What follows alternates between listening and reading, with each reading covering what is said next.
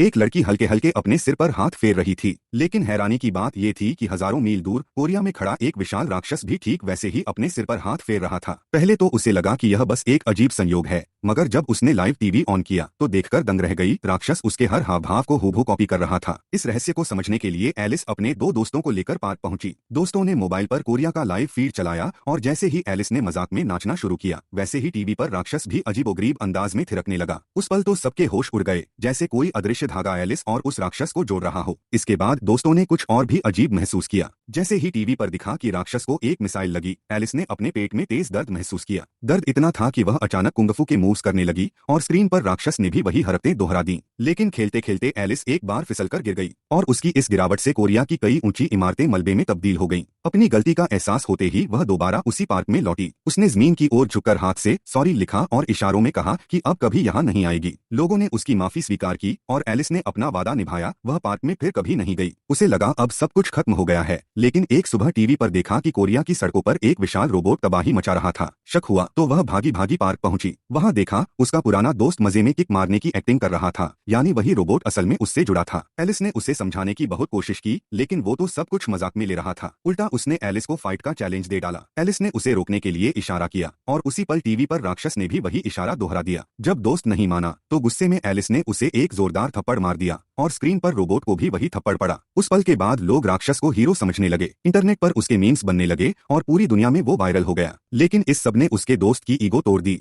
अगले ही दिन उसने एलिस को उसी पार्क में बुलाया, एक सीधी लड़ाई के लिए। एलिस भी पीछे हटने वालों में से नहीं थी, लेकिन ऑस्कर के सामने उसकी ताकत कुछ भी नहीं थी। कुछ ही मिनटों में वह जमीन पर गिर गई, हिल तक नहीं पाई। ऑस्कर उसे बेरहमी से कुचल रहा था और एलिस सिर्फ तड़प कर देख रही थी। उसे समझ आ गया कि अगर उसने कुछ नहीं किया तो पूरा कोरिया तबाह हो जाएगा। तभी उसके दिमाग में एक पागलपन भरा विचार आया। वह फौरन फ्लाइट लेकर कोरिया पहुंच गई। उधर ऑस्कर अब भी पार्क में मस्ती से घूम रहा था। तभी कोरिया की जमीन हिलने लगी और उसके सामने वही राक्षस खड़ा था। दरअसल कोरिया पहुंची एलिस ने जादू की तरह राक्षस को अमेरिका में ट्रांसफर कर दिया था। ऑस्कर डरकर भागने लगा, लेकिन एलिस ने उसे दबोच लिया। फिर भी मौत के सामने खड़े होकर भी ऑस्कर ने हार नहीं मानी और उसे गालियां देने लगा। गुस्से में एलिस ने उसे उठाकर जोर से फेंक दिया और वो आसमान में गायब हो गया।